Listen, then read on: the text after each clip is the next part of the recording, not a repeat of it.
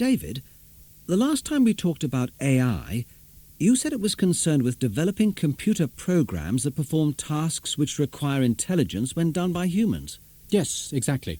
OK, but then you gave some examples. Playing games, understanding natural language, forming plans, proving theorems.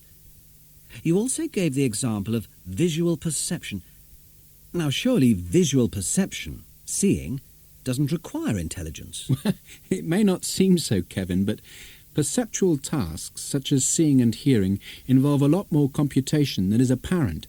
But because this computation is unconscious in humans, it's much harder to simulate. So you're saying that AI is better at intellectual tasks such as game playing and proving theorems than at perceptual tasks like seeing and hearing? I'm saying AI has been more successful at intellectual tasks. Right. But in any case, AI is trying to simulate human behavior. That's an oversimplification. Sometimes programs are intended to simulate human behavior, as in computational psychology, but sometimes they're simply built for technological application, as in the case of expert systems. Expert systems are part of AI, right?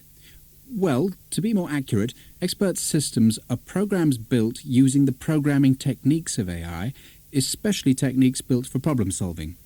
The actual subdiscipline of AI concerned with building expert systems is called knowledge engineering. What are expert systems used for? They're built for commercial applications. Up to now, they've been used for a variety of tasks: medical diagnosis, electronic fault finding, machine translation, and so on. But the point about them is that you can interrogate them about how they came to a particular conclusion. So, in that respect, they imitate human experts? Yes. I read recently about a Japanese system that can be used by lawyers to draw conclusions about new legal cases. It refers to databases of statutory laws and legal precedents and is able to see similarities in the reasoning processes used to decide each case, exactly as a skilled lawyer would. How can it do that? The system has two reasoning mechanisms known as inference engines, which work in parallel. One operates on the written laws, the other operates on the legal precedents. They draw all the possible conclusions and then output them in the form of inference trees. Inference trees? Yes, inference trees show how each conclusion was arrived at, and that is what makes this program different from any normal program.